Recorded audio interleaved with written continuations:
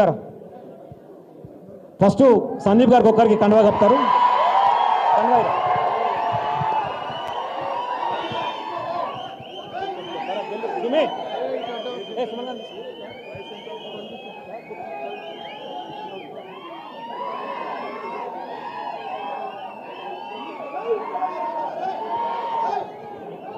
Thank you cooperation. ముందుకు రా, ముందుకు మాట్లాడిపిస్తా, ముందుకు రా.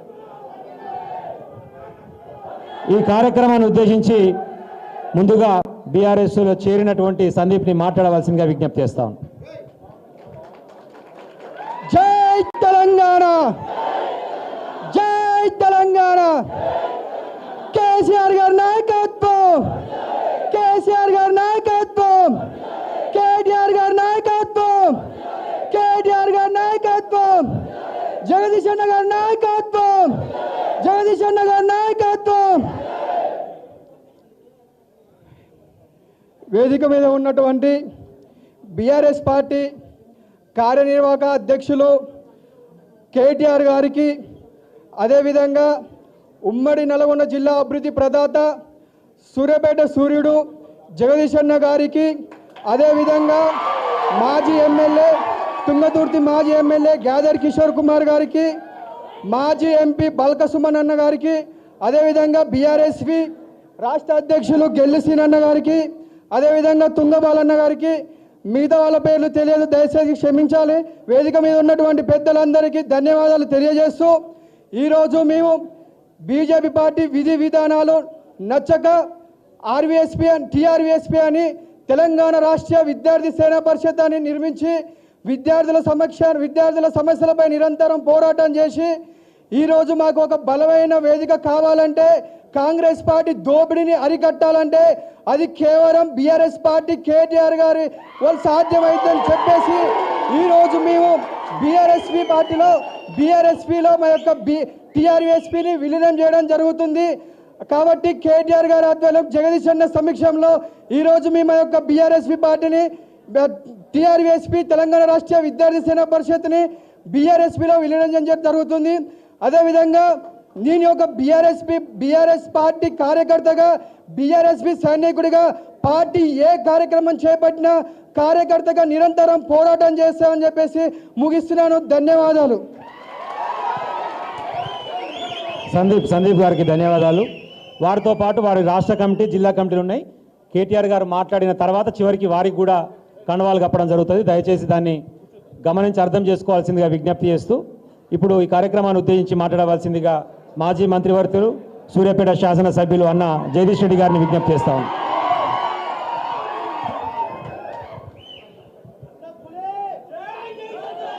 కాదు పులి కాదు, పులులు అడవులు ఉంటాయి, మనం పుల్లం కాదు. జై తెలంగాణ, జై తెలంగాణ. కేసీఆర్ గారి నాయకత్వం, కేటీఆర్ గారి నాయకత్వం. జై తెలంగాణ. 2 నిమిషాలు ముగించుకుందాం. ఆలస్యం అవుతుంది, మీరు కూడా మళ్ళీ ఇళ్ళకి పోవాలి. ఈరోజు తెలంగాణ రాష్ట్రీయ విద్యార్థి సేనా పరిషత్ ఏదైతే విద్యార్థి మిత్రులు ఆనాడు బీజేపీ చెప్పిన మాటలు నమ్మి ఏబీవీపీలో పనిచేసి ఏబీవీ విధానాలు నచ్చక మోడీ ఆకలి ముచ్చట మాట్లాడమంటే, ఉద్యోగాల ముచ్చట మాట్లాడమంటే అవి 2 కాదు, నేను మతం ముచ్చటే మాట్లాడతా, ఈ దేశంలో కొట్లాటలు పెడతా, ఈ ఆకలితో నాకు అక్కర లేదు, మీ ఓట్లతో మాత్రమే అక్కర అని చెప్పి ఏదైతే దుర్మార్గంగా వ్యవహరించిండ్రో దానికి నిరసనగా ఏబీవీపీకి రాజీనామా చేసి విద్యార్థి సేనా పరిషత్ పేరు మీద కార్యక్రమాలు నిర్వహించుకొని గత 3-4 సంవత్సరాలుగా పోరాటాలు చేసి ఈ సంవత్సరాల కాలంగా ఏదైతే తెలంగాణలో వచ్చిన ప్రభుత్వం దుర్మార్గంగా వ్యవహరిస్తూ తెలంగాణ హక్కులకు భంగం కలిగిస్తూ తెలంగాణ హక్కుల్ని వాళ్ళ గురువులకు, ఆంధ్ర గురువులకు అమ్ముకుంటూ ద్రోహం చేస్తూ కేసీఆర్ గారు చేస్తున్న అభివృద్ధిని మళ్ళీ వెనక్కి పంపించే దుర్మార్గమైన ప్రయత్నం చేస్తుందో, ప్రజల కొరకు కాకుండా, ప్రజల సంక్షేమం కొరకు కాకుండా వాళ్ళ జేబులు నింపుకోవడానికి ఏదైతే పనిచేస్తుందో ఈ ప్రభుత్వ నిర్ణయాలకు వ్యతిరేకంగా కొట్లాడాలని చెప్పి ప్రారంభించి నా దగ్గరికి వచ్చినప్పుడు నేను వాళ్ళకు ఒకటే సలహా ఇచ్చిన సందీప్తో పాటు తన మిత్రులకు, తమ్ముడు మీరు వ్యక్తిగతంగా ఈ రకంగా ఉండి కొట్లాడడం కష్టమవుతుంది. ఇవాళ రాష్ట్రంలో మళ్ళీ పాత పరిస్థితులు రావాలి, తెలంగాణ రాష్ట్ర అభివృద్ధి మళ్ళీ కొనసాగాలంటే అది కేవలం కేసీఆర్తో సాధ్యమవుతుంది, బీఆర్ఎస్ పార్టీతో మాత్రమే సాధ్యమవుతుంది. మీరు కూడా బీఆర్ఎస్లో చేరి విద్యార్థి ఉద్యమ కార్యక్రమాల్లో భాగస్వాములు అయితేనే సరైన న్యాయం చేయగలుగుతారు. మన ప్రాంతానికి పర్టికులర్గా సూర్యాపేట జిల్లాలో కేసీఆర్ గారు వచ్చిన తర్వాత జరిగిన అభివృద్ధి ఏందో, నల్గొండ జిల్లాలో జరిగిన అభివృద్ధి ఏందో మీరు చూసిన వాళ్ళు, ఊర్లలో నీళ్ళు ఎట్లా వచ్చి పారినాయో చూసిన వాళ్ళు, నీళ్ళు వద్దు అని చెప్పి అన్నదానిక నీళ్ళు ఎట్లా వచ్చినాయో, ఇవాళ నీళ్ళ కొరకు ఎదురు చూడాల్సిన దుస్థితి ఎందుకు వచ్చిందో అవన్నీ ప్రతి గ్రామంలో చూసిన వాళ్ళు. కాబట్టి తప్పకుండా మళ్ళీ మనకు నీళ్లు రావాలంటే కేసీఆరే రావాలి, బీఆర్ఎస్ఏ రావాలి. మళ్ళీ అభివృద్ధి జరగాలంటే బీఆర్ఎస్తోనే సాధ్యమైంది. మీరు వచ్చి బీఆర్ఎస్లో చేరండి, బీఆర్ఎస్ పార్టీతో కలిసి పనిచేయండి అని చెప్పి నేను అడిగిన వెంటనే తన కార్యవర్గం అందరితో మాట్లాడుకొని, అన్న తప్పకుండా వస్తాం, మేము కేటీఆర్ అన్నను చూస్తున్నాం ఎంత డైనమిక్గా ఏ రకంగా నడుపుతున్నాడో పార్టీని, తప్పకుండా మేము కేటీఆర్ అన్న నాయకత్వంలో పనిచేస్తాం, తప్పకుండా రేపటి భవిష్యత్తు తెలంగాణ కేటీఆర్ అన్నతో సాధ్యమవుతుంది, మా యువకులందరికీ కళలు సాధ్యమవుతాయి అని చెప్పి మేము పనిచేస్తామని చెప్పి వచ్చి ఈరోజు విలీనం కొరకు ముందుకు వచ్చినందుకు మీకు అందరికీ కూడా పేరు పేరున సందీప్తో సహా కార్యవర్గము కార్యకర్తలుగా పనిచేసిన మీ అందరికీ పేరు పేరున స్వాగతం తెలియజేస్తూ ఉన్నాం బీఆర్ఎస్ తరఫున. తప్పకుండా విద్యార్థులంటే ఎట్లా ఉంటుందో మళ్ళొక్కసారి ప్రభుత్వానికి చూపిద్దాం, విద్యార్థులు కదిలితే ఏం జరుగుద్దో ఒకసారి మళ్ళొకసారి చూపిద్దాం.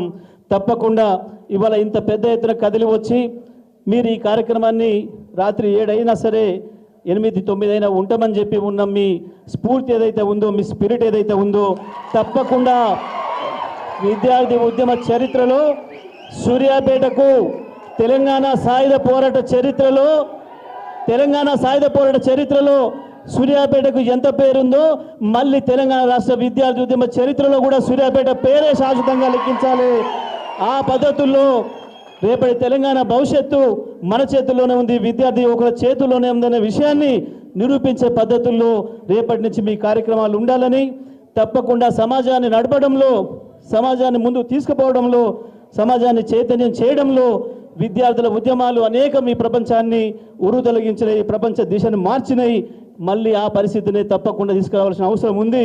దానికి సూర్యాపేట నుండి మీరు నాంది పలకాలని చెప్పి, సూర్యాపేట జిల్లా, నల్గొండ జిల్లా నుంచే నాంది కావాలని చెప్పి కోరుకుంటూ ఈరోజు వచ్చిన మీ అందరికీ కూడా స్వాగతం తెలియజేస్తూ సెలవు. జై తెలంగాణ, జై కేసీఆర్, జై కేటీఆర్.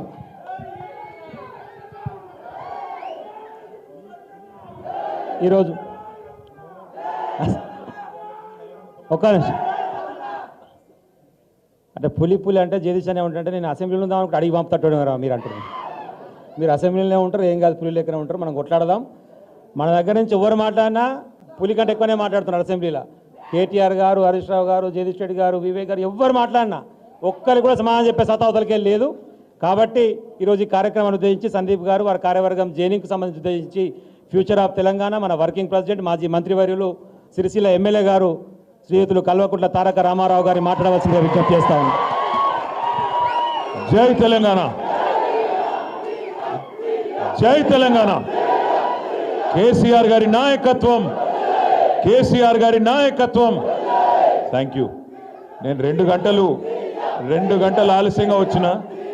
వద్దు వద్దు వద్దు వద్దు వద్దు వద్దు 2 గంటలు ఆలస్యంగా వచ్చిన. మరి నిజానికి నేనేమనుకున్నా అంటే ఏమో పిడిగడి మంది పిల్లలు ఉంటారేమో దాని కండువాలు కప్పి వెళ్ళిపోదాం అనుకున్నాం. కానీ ఇక్కడికి వచ్చి చూస్తే బయట మన మహిళా నాయకురాళ్ళు, కార్పొరేటర్లు, మహిళా నాయకురాళ్ళు వచ్చి వాళ్ళు శుభాకాంక్షలు చెప్తుంటే లోపల నుంచి కేకలు, అరుపులు వినబడుతుంటే ఏమైందయా అని నేను అనుకున్నా. ఇక్కడికి లోపలికి వస్తే అర్థమైంది, నల్గొండోళ్ళు సూర్యాపేటలో మొత్తం తెలంగాణ భవన్ని హైజాక్ చేసి మొత్తం ఈరోజు కేరింతలతోని, మీ నినాదాలతోని అద్దరగొడుతున్నందుకు ఇంత ఆలస్యమైనా కూడా ఎంత ఓపిక. అచ్చా మిర్యాల కూడా ఓకే, రైట్, మిర్యాల కూడా సౌత్ తమ్ముడు ఈరోజు తెలంగాణ రాష్ట్రీయ విద్యార్థి సేన పరిషత్ని బీఆర్ఎస్విలో విలీనం చేస్తూ సోదరుడు రాష్ట్ర అధ్యక్షుడు బంటు సందీప్ గారు, చామకూరి మహేందర్ గారు నల్గొండ జిల్లా అధ్యక్షుడు, లావూరి వాసు గారు సూర్యాపేట పట్టణాధ్యక్షుడు, బాదే అంజి గారు కోదాడ పట్టణాధ్యక్షుడు, చెడపంగు ఉదయ్ కుమార్ గారు హుజూర్ నగర్ పట్టణాధ్యక్షుడు, ఇస్లావత్ సోమాని గారు తుంగతుర్తి పట్టణాధ్యక్షుడు, అనంత్ సాయి దీపక్ గారు సూర్యాపేట జిల్లా కార్యదర్శి, ధారావత్ తరుణ్ గారు, కొండేటి శ్యామ్ గారు, పులి నితిన్ గారు, ఎర్నాదుల మధు గారు, సందనబోయిన సునీత గారు, కోళ్ళ శివ, రాచూరి ఋషి, జడ అభినవ్, ఇంకా మల్లేష్, దూబని మల్లేష్, బాలకొండ గోపీచంద్, ములుగూరి సునీల్, వడ్డే నరేష్, షేక్ రెహమాన్, నల్లా పృథ్వీ, పుల్లెంల లవ్ కుమార్, చిట్టెంపల్లి ప్రణీత్ కుమార్, సుమన్, రెడపంగు మదార్, చెడిపోయిందా ఇది కాదుకాయ చెడిపోలే సిద్ధార్థ, చెడపంగు సిద్ధార్థ్, తర్వాత బూడిద హరీష్, ఖమ్మం లోకేష్, రమావత్ సుమన్, కె సంతోష్ కుమార్, వారితో పాటు విచ్చేసిన మా తమ్ముళ్ళందరికీ పేరు పేరున హృదయపూర్వకంగా స్వాగతం సుస్వాగతం. పెద్దలు గౌరవనీయులు మాజీ మంత్రివర్యులు, అవతల కాంగ్రెస్ వాళ్ళకు నల్లమల పిల్లి ఉంటే మనకు నల్లగొండ పులి ఉంది. మరి నల్లమల పిల్లి అన్న, నల్లమల పిల్లి పులి కాదు అదే. ఎందుకంటే ఆ నల్లమల పిల్లికి నల్లమల ఎక్కడుందో కూడా తెలియదు, అది ప్రాబ్లం. పెద్దలు మాజీ మంత్రివర్యులు గౌరవనీయులు మన బాల్కొండ శాసనసభ్యులు అన్న ప్రశాంత్ రెడ్డి గారు, గౌరవనీయులు సోదరులు తుంగతుర్తి మాజీ శాసనసభ్యులు గ్యాదరి కిషోర్ కుమార్ గారు, సూర్యాపేట జిల్లా బీఆర్ఎస్ పార్టీ అధ్యక్షులు గౌరవనీయులు మాజీ రాజ్యసభ సభ్యులు బడుగుల లింగయ్య యాదవ్ గారు, గౌరవనీయులు శాసన మండలి సభ్యులు కవి గాయకులు అన్న దేశపతి శ్రీనివాస్ గారు, గౌరవనీయులు మరి మన పార్టీ కష్టాలలో ఉండి ఓటమిలో ఉంటే ఇంకా 9 సంవత్సరాల తన పోలీస్ ఉద్యోగాన్ని పోలీస్ సర్వీస్ను కూడా వదులుకొని ప్రజాసేవ చేస్తున్న గౌరవనీయులైన పెద్దలు అన్న ఆర్ఎస్ ప్రవీణ్ కుమార్ గారు, జరలేష్ కనవాడు,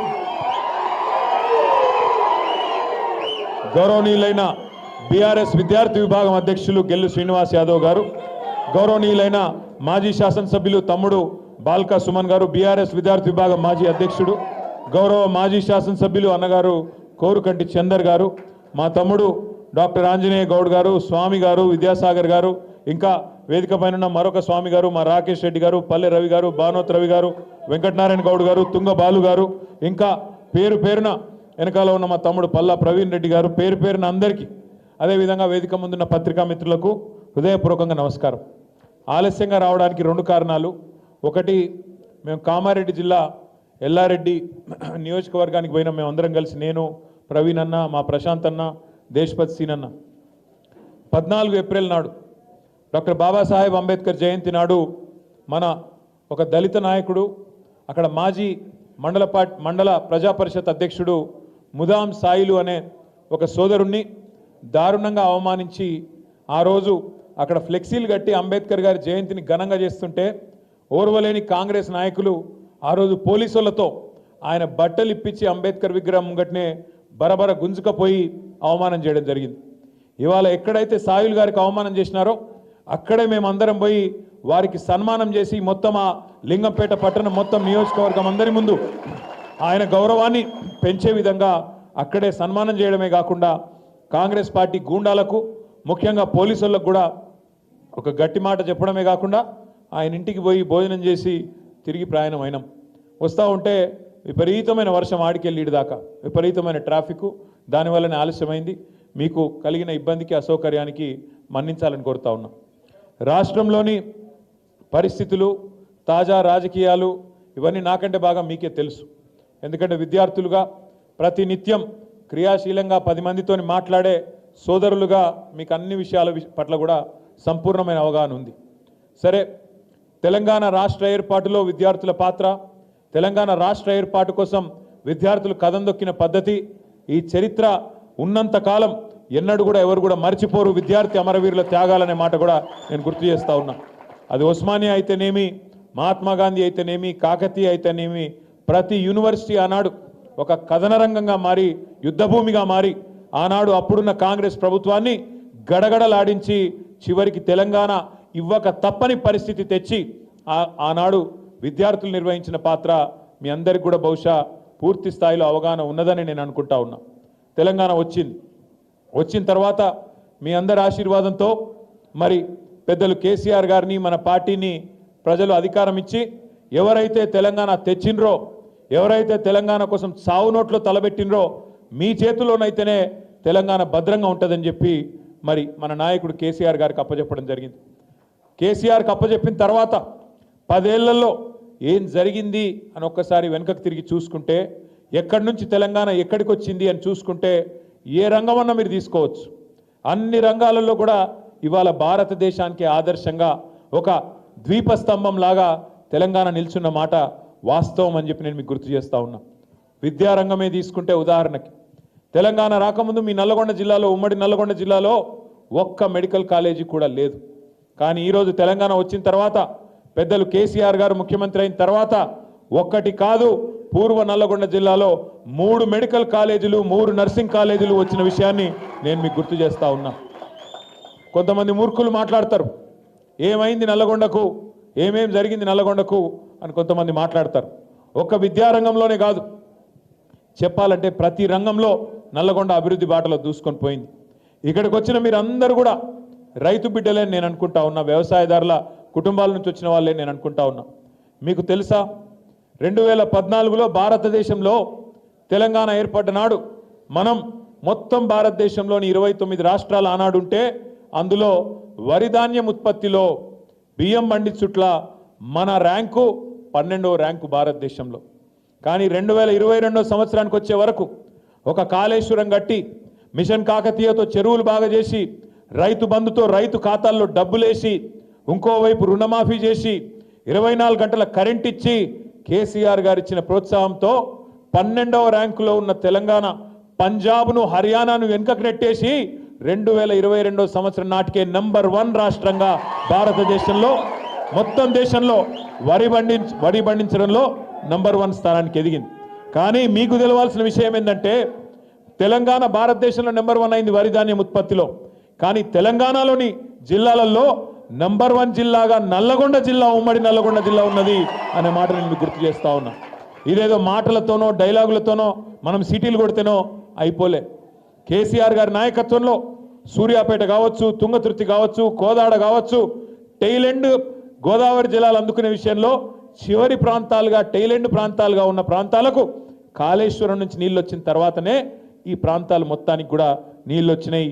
పైన ఉన్న డోర్నకల్ కావచ్చు, మహబూబాబాద్ కావచ్చు, పాలకుర్తి కావచ్చు, వాళ్ళకు కూడా నీళ్లు వచ్చినాయంటే దానికి కారణం కాళేశ్వరం అనే మాట మీ అందరికి తెలుసు. అందుకే ప్రజల నాడు లక్షలాదిగా కాళేశ్వరానికి జనహారతి అనే కార్యక్రమం పెద్దలు జగదీశ్వర్ రెడ్డి గారు తీసుకుంటే, సోదరుడు కిషోర్ గారు ఇంకా ఉమ్మడి నల్లగొండ జిల్లాలో ఆనాడు అద్భుతంగా లక్షలాది మంది రైతులు కాళేశ్వరానికి జనహారతి పడుతూ కాళేశ్వరం వల్ల మా పొలాలకు నీళ్ళు వచ్చినాయి అనే మాట ఆనాడు వారందరూ కూడా గర్వంగా చెప్పుకోవడం జరిగింది.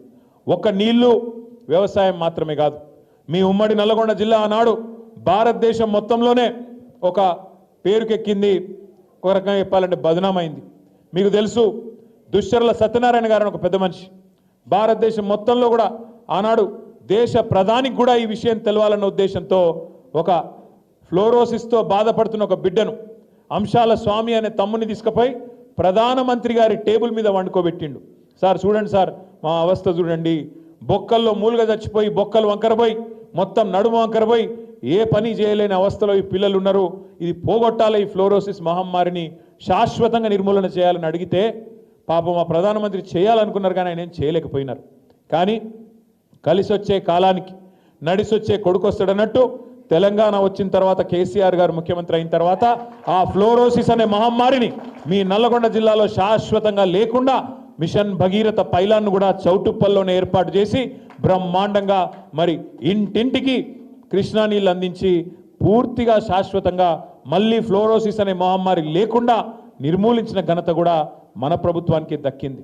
అట్లాగే మొత్తం మన తెలంగాణలోని ఉమ్మడి అన్ని జిల్లాలు కనుక చూసుకుంటే అతి పెద్ద థర్మల్ విద్యుత్ కేంద్రం, మొత్తం తెలంగాణలోని అన్ని గ్రామాలకు వెలుగు జిలుగులిచ్చే ఒక కేంద్రం, మొత్తం తెలంగాణలోని అన్ని పరిశ్రమలకు కరెంటును అందించే కేంద్రం ఇవాళ 4000 మెగావాట్ల పైచిలుకు సామర్థ్యంతో అల్ట్రా మెగా పవర్ ప్రాజెక్ట్ ఇవాళ ఎక్కడ పెట్టాలి అని ఆలోచించినప్పుడు కేసీఆర్ గారు ఒక్కటే అన్నారు, బొగ్గున్న కాడనే పెట్టాలి, బొగ్గు నిక్షేపాలున్న కాడనే గోదావరి దగ్గర పెట్టాలని కొంతమంది అంటే కేసీఆర్ గారు చెప్పిన మాట, అయ్యా ఏమన్నా ఆ గోదావరి పరివాహక ప్రాంతంలో పెడితే ఖర్చు తక్కువ అవుతుంది కావచ్చు, కానీ రేపటి రోజున ఏదన్నా ప్రకృతి వైపరీత్యమో ఏదన్నా ఉపద్రవమో వస్తే మొత్తం గ్రిడ్ కొలాప్స్ కావద్దు, సిస్టమ్ ఫెయిల్ కావద్దు.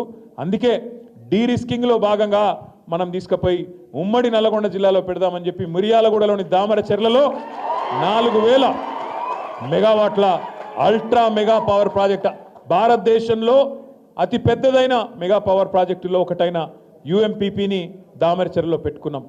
అట్లాగే మీకు తెలుసు ఎంత అద్భుతంగా మీరెవ్వరూ మేమెవ్వరం కూడా ఊహించనంత అద్భుతంగా యాదాద్రిని ఎంత అద్భుతంగా మరి పునర్నిర్మించినారో కేసీఆర్ గారు, ఎంత తదేక దీక్షతో, అది కూడా మీకు తెలుసు. ఇట్లా ఒక రంగం కాదు, ఆధ్యాత్మికం కావచ్చు, విద్యుత్ కావచ్చు, వైద్యం కావచ్చు, లేదా వ్యవసాయం కావచ్చు, సంక్షేమం కావచ్చు, చెప్పుకుంటూ పోతే ఇంకో గంట సేపు చెప్పుకోవచ్చు. కేసీఆర్ ఏం చేసిండో అనే సన్నాసులకు గంటన్నర సేపు చెప్పొచ్చు. 200 కంటే తక్కువ ఉండే గురుకులాలు, 1022 గురుకుల పాఠశాలలు పెట్టి ఒక్కొక్క విద్యార్థికి ఒక్కొక్క విద్యార్థిని మీద 1,20,000 రూపాయలు సంవత్సరానికి ఖర్చు పెట్టి మొత్తంగా తల్లిదండ్రుల పాత్ర కూడా ప్రభుత్వమే తీసుకొని 6.5 లక్షల మంది పిల్లలను ప్రపంచంతో పోటీపడే పౌరులుగా తయారు చేసింది కేసీఆర్ ప్రభుత్వం కాదా? అవి నడిపింది ఆర్ఎస్ ప్రవీణ్ కుమార్ గారు కాదా?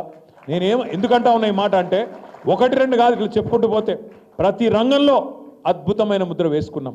కానీ అబద్ధాల ముందు అప్పుడప్పుడు నిజాలు కూడా ఓడిపోతాయి. జరిగింది అదే. ఏం జరిగింది?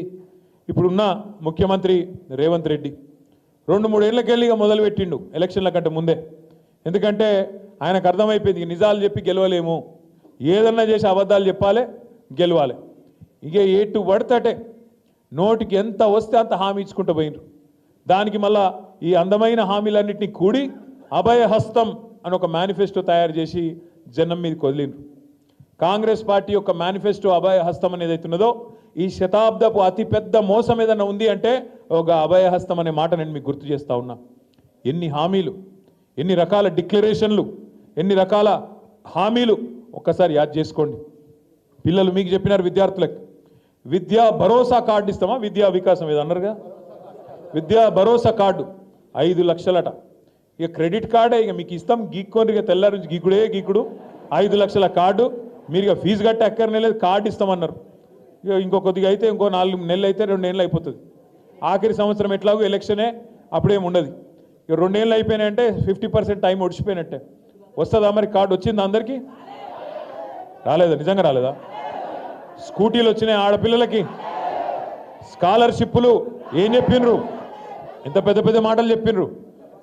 పిహెచ్డి చేస్తే 5 లక్షలు ఇస్తా, మాస్టర్స్ చేస్తే 3 లక్షలు ఇస్తా, డిగ్రీ చదువుకుంటే 2 లక్షలు ఇస్తా, ఇంటర్ చదివితే గింత, 10వ తరగతి అని చెప్పి ఇష్టం వచ్చిన మాటలు, ఇష్టం వచ్చిన లెక్కలు, నోటికొచ్చిన కూతలు కూసిన మాట వాస్తవమేనా?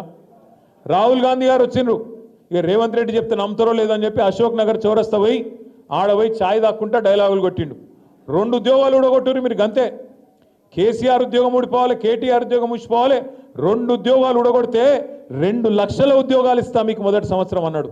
అయినా 2 లక్షల ఉద్యోగాలు? మరి సిగ్గులేదు ఈ ముఖ్యమంత్రికి. మందికి పుట్టిన బిడ్డలు మా బిడ్డలు అని చెప్పుకుంటున్నాడు. కేసీఆర్ గారి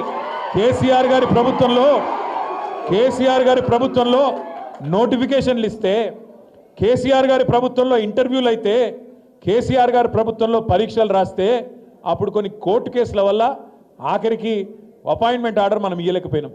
ఇవాళ ఆ ఉద్యోగాలు దగ్గర 54-55 వేల ఉద్యోగాలకు నువ్వు వచ్చినాక కాగితాలు ఇచ్చుకుంటా ఇవాళ ఈ పేపర్ టైగర్లు ఒల్లి పెడుతుండే మేమే ఇచ్చినాం.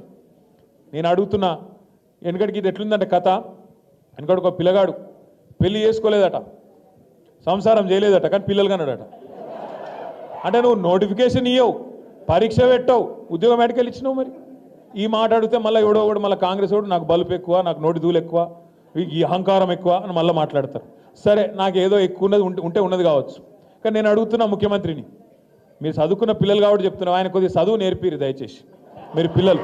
ఎందుకంటున్నా అంటే నేను చూస్తున్నా ఢిల్లీలో ముఖ్యమంత్రి గారు ఇట్లా పరవశించిపోతున్నాడు మాట్లాడుకుంటా. ఏమైందిరా వీనికే నేను అనుకుంటే. ఏమైందంటే ఆయనకట సోనియా గాంధీ ఉత్తరం రాసిందట.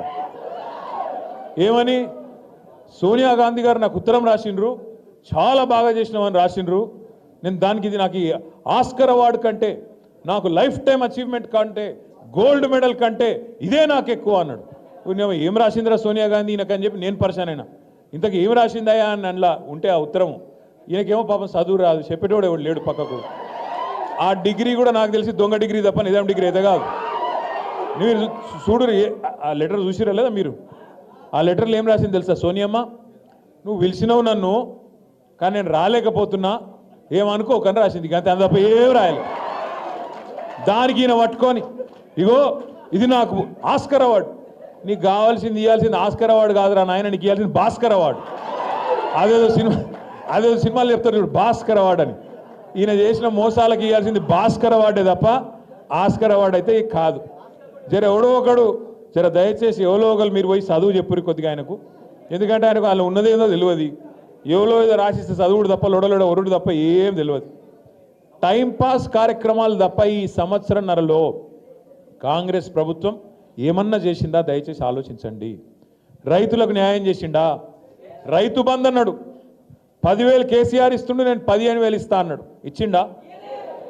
రుణమాఫీ ఇట్లా చేసేస్తా ఎడమ చేత్తో సంతకం పెడతా అన్నాడు, అయ్యిందా? 500 బోనస్ ఇస్తా అన్నాడు, వచ్చిందా? వచ్చింది. మీరు అన్న అవద్దాలు చెప్తారు సూర్యపేట పక్కన రాలే. ఇంకొక మాట అడుగుతున్నాను నేను, దయచేసి మీరు చెప్పాలని చెప్పి నేను కోరుతా ఉన్నా. 500 బోనస్ అన్నాడు, ప్రతి పంటకు మద్దతు ధరిస్తా అన్నాడు, ఇంకా పెద్ద పెద్ద మాటలు. కేసీఆర్ 24 గంటలు ఇస్తే నేను 48 గంటల కరెంట్ ఇస్తా అన్నాడు. చాలా మాటలు చెప్పిండు, చాలా కథలు చెప్పిండు. ఇవాళ రైతులు మళ్ళీ తిరిగి ఆత్మహత్యల పాలయ్యే పరిస్థితి వచ్చిన మాట వాస్తవమా కాదా? ఇలా రైతు బంధు 2 సార్లు ఎగ్గొట్టిన మాట వాస్తవమా కాదా? ఆలోచించమని చెప్పి నేను కోరుతా ఉన్నా. మీ తాతలని నానమ్మలను అడగండి, 2 నెలలు పెన్షన్ కూడా ఎగ్గొట్టిండు. 4,000 పెన్షన్ అన్నాడు, ఉన్న 2,000 పెన్షన్ కూడా 2 నెలలు ఎగ్గొట్టిండు ఒక గసం టోడీన. అందుకే నేను అనేది ఒకటే యాది పెట్టుకోండి. మరి వీటన్నిటి మీరు అడుగుతారు కదా, మా పెన్షన్ ఏమాయ, మా విద్యా భరోసా కార్డు ఏమాయ, నువ్వు ముసలోనికి ముసలవ్వకి ఇద్దరికి ఇస్తా అంటివి కదా పెన్షన్లు ఏమాయని మీరు అడుగుతారు. అందుకే మిమ్మల్ని బిజీగా పెట్టాలి యూట్యూబ్లో. అంటే ఏం చేయాలి? కేటీఆర్ గాడు హీరోయిన్ల ఫోన్లు ట్యాప్ చేస్తుండు అని పెట్టాలి. పెట్టగానే మీరేం చేస్తారు? కిసుకుని వత్తుతారు. వస్తాగానే ఆడవానికి మళ్ళీ వాని ఖాతాలో పైసలు పడతా ఉంటాయి యూట్యూబ్ వానికి. నేను అడుగుతా ఉన్నా, ఈరోజు నేను ముఖ్యమంత్రిని అడుగుతున్నా. నిన్నగాక మొన్న నువ్వే చెప్పినావు కదా ఢిల్లీలో, ఏమన్నాడు రేవంత్ రెడ్డి నిన్నగాక మొన్న? ట్యాపింగ్ ఏముంది, చట్ట వ్యతిరేకం ఏం కాదు, అది మా గవర్నమెంట్ కూడా చేస్తూనే ఉందని చెప్పిండు. మరి ఈ 18 నెలలు పీకనికి చెప్పినావా ఇది ఇల్లీగలు బిల్లీగలు, వీళ్ళు ఏమో అయింది అల్లం బెల్లం, దేనికోసం చెప్పినావు? మరి ఇన్ని రోజులు పబ్లిక్ అందరినీ పిచ్చోళ్ళని చేస్తుంది చెప్పినావా? ట్యాపింగు టూపింగు అని చెప్పి ఎందుకు చేసినట్టు ఒకటే కారణం, ఆయనకి ఎరికే. ఎందుకంటే ప్రజల దృష్టి మళ్ళాలే, ప్రజలను మొత్తానికి 6 గ్యారెంటీలు అడగకుండా చేయాలి, మీరు స్కాలర్షిప్లు అడగకుండా చేయాలి, ఫీజు రీయింబర్స్మెంట్ అడగద్దు, విద్యా భరోసా కార్డు ఏది అని అడగద్దు, స్కూటీలు ఏవి అని అడగద్దు. అంటే ఏం చేయాలి? డైవర్షన్ గేమ్ ఆడాలి. ఏదో ఒకటి మీ 2 లక్షల ఉద్యోగాలు ఏమని అడగద్దు. ఏం చేయాలి మరి? మీ చేతుల్లో ఫోన్ ఉంది, అందులో కావాల్సినంత ఫ్రీ అదేమంటారు చూడు, స్టోరేజ్ ఏమంటారు దాన్ని, డేటా ప్లాన్ ఉంది. కాబట్టి మీరు ఒత్తుతూనే ఉంటారు, వాడు ఒరుతూనే ఉంటాడు. చిట్ చాట్లు బిట్ చాట్లు అనుకుంటా వాని ఇష్టమున్న మాటలు. ఓ రోజు ట్యాపింగ్ అంటాడు, ఇంకో రోజు డ్రగ్స్ అంటాడు, ఇంకో రోజు ఫార్ములా ఈ కుంభకోణం అంటాడు. నేను చెప్పిన ఫార్ములాలో కుంభకోణం లేదు, లంబకోణం లేదు, ఏం లేదురా బాయ్. నేను సీదా వచ్చి నువ్వు యాడికి వస్తావు, నువ్వు కూడా రా, నేను కూడా వస్తా, ఇద్దరం కలిసి ఆ లైట్ డిటెక్టర్ టెస్ట్ తీసుకుందాం, ఎవడు దొంగనో ఎవడేందో తెలిసిపోతుంది రారాబాయ్ అంటే దానికి మాత్రం రాడు. కానీ మళ్ళా కాళేశ్వరం కుంభకోణం, విద్యుత్ కుంభకోణం, ఈ కుంభకోణం ఆ లంబకోణం అని చెప్పి 18 నెలలు టైంపాస్ మాత్రం మంచిగా చేసుకుంటూ పోతున్నాడు. దయచేసి నేను మిమ్మల్ని కోరేది ఒకటే, మనము ఈ యూట్యూబ్ పిచ్చిలా తమ్మునేల్స్ పిచ్చిలా పడితే మనం ఆ దానికి అడిక్ట్ అయిపోతే ఆఖరికి మళ్ళీ నష్టం జరిగేది మనకే.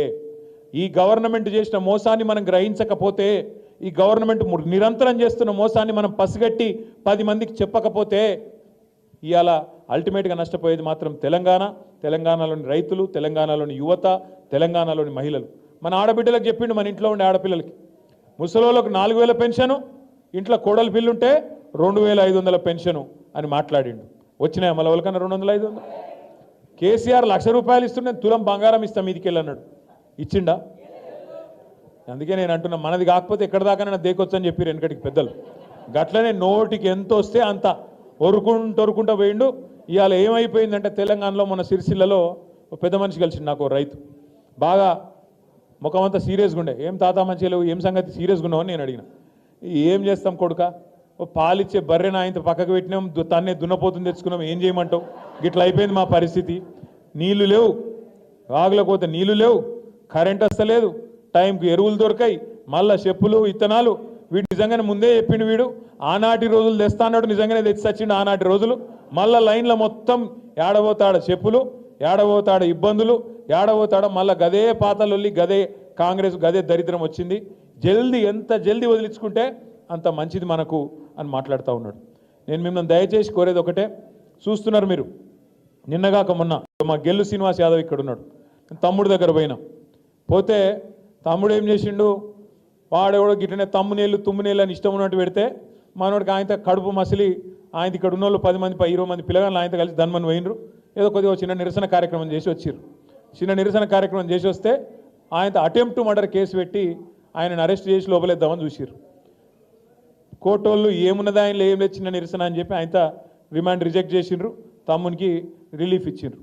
కాకపోతే ఒక 4 తమ్ముళ్ళు మాత్రం 17-18 రోజులు జైల్లో ఉన్నారు. వాళ్ళని కలవడానికి నేను శ్రీనివాస్ యాదవ్ ఇంటికి పోతే గమ్మత్తైన విషయం, శ్రీనివాస్ భార్య ఉన్నది, అమ్మాయి పేరు శ్వేత. శ్వేత మీద కూడా అటెంప్ట్ మర్డర్ కేసు పెట్టిర్రు. ఎవరు? శ్రీనివాస్ భార్య మీద. ఆమె బయటికి వచ్చిందా, నిరసనలో పాల్గొన్నదా ఆమెకు తెలియని కూడా తెలియదు. ఎందుకు పెట్టిరట ఎరికేనా? శ్రీనివాస్ను అరెస్ట్ చేసినాక వాళ్ళ ఇంటికి పోయిరట పోలీసు వాళ్ళు. ఫోన్ ఇయ్యన్నారట. ఎందుకు ఇవ్వాలి, నేను ఇయ్య అన్నది. అంటే అటెంప్ట్ మర్డర్ కేసు. గిది ఇందిరమ్మ రాజ్యం, గిది ప్రజాపాలన. ఒక ఇంట్లో ఉన్న ఆడపిల్ల ఏ సంబంధము లేదా ఆ రోజు జరిగిన నిరసన కార్యక్రమంతో ఆ అమ్మాయి మీద అటెంప్ట్ మర్డర్ కేసు పెట్టిన పోలీసు వెధవల్ని నేను అడుగుతున్నా, మీరు మనుషులా పశువులా అని నేను అడుగుతా ఉన్నా. బుద్ధి జ్ఞానం ఉండి చేస్తున్నారా, లేకపోతే ఉద్యోగం అనేది గడ్డి తిని చేస్తున్నారా అని నేను అడుగుతా ఉన్నా. అటెంప్ట్ మర్డర్ కేసు పెడతారండి ఒక అమ్మాయి మీద? నాకు అర్థం కాదు. ఇంట్లో ఉండే అమ్మాయి మీద, 2 చిన్న పిల్లలు ఉన్నారు ఆమెకు, ఆమె మీద అటెంప్ట్ మర్డర్. గిది వీని పాలన. ఇక దీన్ని మనం మురిసి పరవశించి ఓహో ఆహా మొహబ్బత్ కా దుకాణాన్ని మనం సపోర్ట్లు కొట్టాలి. అట్లే ఇంకొక కేసు, నల్లబాలు అన్న పిల్లగాడు ఉంటాడు సోషల్ మీడియాలో, వాని అసలు పేరు శశిధర్ గౌడ్. ఆ శశిధర్ గౌడ్ మీద ఇప్పటికి 12 కేసులు పెట్టారు. ఆఖరికి మొన్న ఒక రీట్వీట్ కొట్టినందుకు, బీఆర్ఎస్ పార్టీ పెట్టిన ఒక పోస్టుకు రీట్వీట్ కొడితే ఆ పిల్లగాన్ని అరెస్ట్ చేసి అన్నం తింటుంటే బరబర గుంజుకపోయి ఎవడో ఉగ్రవాదో తీవ్రవాదో అన్నట్టు గుంజుకపోయి 20 రోజులు జైల్లో పెట్టిండ్రు. ఇది వీని ప్రజాపాలన. ఇది ఈ రాష్ట్రంలో పోలీసు వాళ్ళు నడుపుతున్న తీరు. నేను మీ అందరి సమక్షంలో, మీ అందరి సాక్షిగా ఒకటే మాట చెప్తా ఉన్నా, ఇవాళ విర్రవీగుతున్న పోలీస్ అధికారులు, ఇవాళ ఎవరైతే రేవంత్ రెడ్డికి చెంచగాల లెక్క పనిచేస్తున్న అధికారులు ఉన్నారో ఒక్కొక్కరికి తప్పకుండా నేను చెప్తా ఉన్నా, 3 ఏళ్లలో మళ్ళా వస్తాం. ఒక్కొక్కరికి మిత్తితో సహా ఇచ్చే బాధ్యత మాది. మీ సూర్యాపేటలో నల్లగొండలో కూడా ఎవడన్నా ఎక్స్ట్రాలు చేస్తే వాడు ఎవడన్నా కానీ కలెక్టర్ కానీ వాని అయ్య కానీ ఎవడన్నా కానీ ఎక్స్ట్రాలు చేస్తే వాళ్ళకు చెప్పండి, పేరు రాసి పెట్టుకోండి. నేను పక్కా చెప్తున్నా 3 ఏళ్లలో మీ అందరి దయతో, తెలంగాణ ప్రజల ఆశీర్వాదంతో తిరిగి కేసీఆర్ గారు ముఖ్యమంత్రి అవుతారు. బరాబర్ హిసాబ్ కితాబ్ చేస్తాం. ఇలా ఎగిరెగిరి పడుతున్న కాంగ్రెస్ నాయకులు, వాళ్ళకు తొత్తులుగా పనిచేస్తున్న కొంతమంది పోలీసులు తప్పకుండా మిత్తితో సహా ఇచ్చే బాధ్యత నాది అనే మాట నేను విజ్ఞప్తి చేస్తా ఉన్నా. ఎవన్ అయ్యకు భయపడేది లేదు. రేవంత్ రెడ్డి కాదు వాని తాత జేజమ్మ దిగొచ్చిన మళ్ళా కేసీఆర్ గారు ముఖ్యమంత్రి కావడాన్ని ఎవడూ అడ్డుకోలేడు. ఇది వాస్తవం. ఉండొచ్చు రేవంత్ రెడ్డికి పైన ఢిల్లీలో బీజేపీ పెద్దల ఆశీస్సులు ఉండొచ్చు. ఇలా కలిసిపోయినారు, ఇద్దరు మంచిగా కలిసి సంసారం చేస్తున్నారు ఈ రాష్ట్రంలో. కాంగ్రెస్ వాళ్ళు బీజేపీ వాళ్ళు చిల్లర రాజకీయం చేస్తున్నారు. నేను అడుగుతా ఉన్నా ఈరోజు బీజేపీ నాయకత్వాన్ని, ఏం అడ్డం వస్తుందయ్యా మీకు? ఏం అడ్డం వస్తుంది? ఈ ప్రధానమంత్రి నువ్వే వస్తావు ఇక్కడికి, ఏప్రిల్ 2024లో డైలాగులు కొడతావు.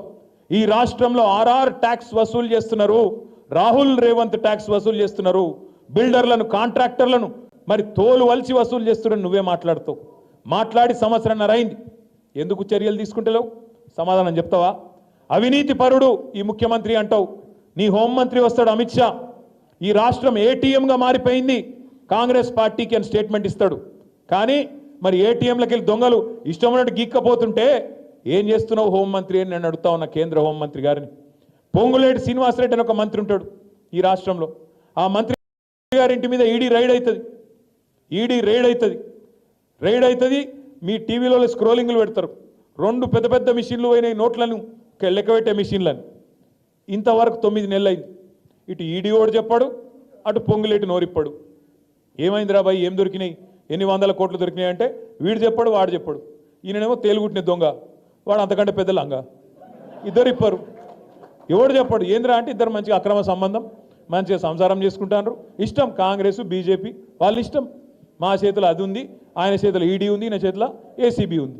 ఎటు పడతాడు కేసులు పెడతాం, ఎవడన్నా మా మీద మాట్లాడితే తొక్కుతాం, కానీ మమ్మల్ని మాత్రం ఒకరినొకడు కాపాడుకుంటాం. ఈరోజు మీరు చూసింటారు పేపర్లో, నేను దాదాపు 3 నెలల కింద చెప్పిన కంచె గచ్చిబౌలి భూముల విషయంలో పిల్లలు హైదరాబాద్ సెంట్రల్ యూనివర్సిటీ పిల్లలు వీరోచితంగా పోరాటం చేస్తున్నప్పుడు వాళ్ళు మన పార్టీ ఆఫీస్కి వచ్చి అన్న మరి మీరు కూడా సపోర్ట్ చేయాలి, మీ పార్టీ సపోర్ట్ చేయాలని అడిగారు. తప్పకుండా చేస్తాం, మీ పోరాటంలో న్యాయం ఉంది. ఎట్లా 400 ఎకరాల భూములు, అటవీ భూములను ఎట్లా గిరివి పెడతారు, ఎట్లా అమ్ముతారు, అమ్మడానికి వీలు లేదు, తప్పకుండా మీకు సపోర్ట్ చేస్తామని చెప్పి పెద్దలు కేసీఆర్ గారితో మాట్లాడి ఆ 400 ఎకరాలు ఎట్టి పరిస్థితులు ఎవడు కొనొద్దు, కొంటే మాత్రం బాగుండదు, మళ్ళీ మా గవర్నమెంట్ వచ్చినాక మొత్తం ఇంచు కూడా వాపస్ తీసుకుంటామని నేను స్టేట్మెంట్ ఇచ్చిన. అదే రోజు నేను చెప్పిన ఈ మొత్తం భూముల అమ్మకము, ఈ మొత్తం భూములు గిరివి పెట్టి 10,000 కోట్లు ఏదైతే దొంగతనంగా తెచ్చిండ్రో, అలా 2 చెరువులు ఉంటే చెరువులను కూడా తాకట్టు పెట్టి తెచ్చిండ్రో, ఈ లుచ్చా పని వెనకాల ఉన్నాడు ఒక బీజేపీ ఎంపీ అని చెప్పిన. పేరు చెప్పురు సార్ అని మొత్తం ప్రెస్ వాళ్ళు అడిగారు. నేను పేరు చెప్పా, వాడు దొంగ, ఇప్పుడు దొంగతనం సగంలో ఉన్నాడు, దొంగతనం అయినాక మీకు చెప్తా అని చెప్పిన. దొంగ నిన్న బయటపడ్డాడు. సీఎం రమేష్ అనే ఒక బీజేపీ ఎంపీ, ఆయనకు నిన్న ఈ ముఖ్యమంత్రి రేవంత్ రెడ్డి గారు ఆ లుచ్చా పనిలో కంచె గచ్చిబౌలి భూములను తాకట్టు పెట్టే లుచ్చా పనిలో సహకరించినందుకు ఆయనకు నిన్న 1665 కోట్ల కాంట్రాక్టు ఫ్యూచర్ సిటీ అట. ఎవరి ఫ్యూచర్ కోసం నాకైతే తెలియదు, ఫ్యూచర్ సిటీ అట. ఆ ఫ్యూచర్ సిటీకి రోడ్ వేస్తున్నట, ఆ రోడ్డు 1665 కోట్ల రూపాయలతో వేస్తున్నట. దానికోసం బీజేపీ ఎంపీకి కాంగ్రెస్ ముఖ్యమంత్రి గారు మరి అవార్డు చేసిండ్రు, ఆయనకి ఇచ్చిండు కాంట్రాక్ట్. నేను అడుగుతున్నా, ఇది అక్రమ సంబంధం కాదా? కాంగ్రెస్ ప్రభుత్వంలో రాహుల్ గాంధీ గారు కళ్ళు మూసుకున్నావా పండుకున్నావా? 1665 కోట్ల కాంట్రాక్టు ఒక బీజేపీ ఎంపీ, ఆంధ్ర ప్రాంతానికి సంబంధించిన ఎంపీకి వస్తుంటే నువ్వెందుకు స్పందిస్తలేవు, బీజేపీ ఎందుకు స్పందిస్తలేదు? మీ ఇద్దరి మధ్యన ఉన్న లోతైన అండర్స్టాండింగ్ ఏంది అని నేను అడుగుతున్నా. అట్లాగే చెప్పుకుంటా పోతే ఇంకో 10 ఉన్నాయి. కంచె గచ్చిబౌలి భూముల విషయంలో సుప్రీంకోర్టు నియమించిన సెంట్రల్ ఎంపవర్డ్ కమిటీ రిపోర్ట్ ఇచ్చింది మోడీకి. మోడీ గారు ఇలా 10,000 కోట్ల కుంభకోణం జరిగింది, వెంటనే దీని మీద ఒక సాధికార సంస్థనేసి ఎంక్వైరీ చేయాలని చెప్పింది. చెప్పి 4 నెలలే, లేదు ఆలేదు. ఎందుకు మరి ఇంత కాపాడుతున్నావు రేవంత్ రెడ్డిని? ఏం అక్కరున్నది నీకు ఇంతగానో? నువ్వు ఆయన కాపాడుతావు, ఆయన నిన్ను కాపాడుతాడు. ఇద్దరు కలిసి కేసీఆర్ గారిని, బీఆర్ఎస్ పార్టీని బదనాం చేయాలన్న ఆలోచన తప్ప ఏమన్నా 1% అన్న తెలంగాణ గురించి ఉన్నదా? ఇలా 8 మంది కాంగ్రెస్ ఎంపీలు, 8 మంది బీజేపీ ఎంపీలు, కానీ తెలంగాణకు మాత్రం ఇప్పటిదాకా వచ్చింది గుండు సున్నా తప్ప మరి ఏమీ లేదన్న మాట కూడా నేను మీకు గుర్తు చేస్తూ ఉన్నా. దయచేసి నేను మిమ్మల్ని కోరేది ఒకటే, మనమే కొట్లాడాలి, మనమే మాట్లాడాలి, మనమే ఒక్కొక్కరం ఒక కేసీఆర్ లెక్క రేపటి రోజున ఊళ్ళలో స్థానిక సంస్థల ఎన్నికల్లో పట్టుబట్టి కాంగ్రెస్ను బీజేపీని ఎక్కడికక్కడ డిపాజిట్లు జప్తయ్యే విధంగా మీరే కష్టపడాలని చెప్పి కూడా నేను విజ్ఞప్తి చేస్తూ ఉన్నా. ఏ పిల్లలైతే 2 లక్షల ఉద్యోగాలు రాలేదు, వీళ్ళు మోసం చేసిండ్రు అన్న కోపంలో ఉన్నారో, ఏ పిల్లలైతే వీళ్ళ 420 హామీల విషయంలో ఇవాళ మండిపడుతున్నారో, మీరే దయచేసి వాళ్ళందరినీ కూడా మోటివేట్ చేయాలి, వాళ్ళందరినీ కూడా తప్పకుండా ఓటేపియాలి. వాళ్ళతో పాటు వాళ్ళ ఇంట్లోలను కూడా మళ్ళీ మనం కేసీఆర్ గారి నాయకత్వమే ఈ రాష్ట్రానికి శ్రీరామ రక్ష, గులాబీ జెండానే మనకెన్నటికైనా శ్రీరామ రక్ష అనే మాటను తప్పకుండా మన ఇంటోళ్ళకు కూడా సంజాయించి బుదిరకిచ్చి తప్పకుండా ఏ దగుల్బాజీల చేతుల్లో ఇవాళ రాష్ట్రం ఇరుక్కుందో వాళ్ళ చేతుల నుంచి మళ్ళీ తిరిగి రాష్ట్రాన్ని కేసీఆర్ గారి చేతిలో పెట్టేదాకా అందరం కూడా మీరు మేము అందరం కూడా కలిసి కష్టపడదాం, ముందుకు పోదాం. ఇంత రాత్రి అయినా ఇంత ఓపికగా ఉన్న మీ అందరికి కూడా పేరు పేరున మళ్ళొకసారి తల వంచి నమస్కారం తెలియజేసుకుంటూ జై తెలంగాణ. Thank you. ఒక నిమిషం తమ్మి ఒకసారి రండి, కనువలు కప్పుకోవాల్సిన వాళ్ళు. మహేందర్ ఇట్లా ఇటు నుంచి అడవండి.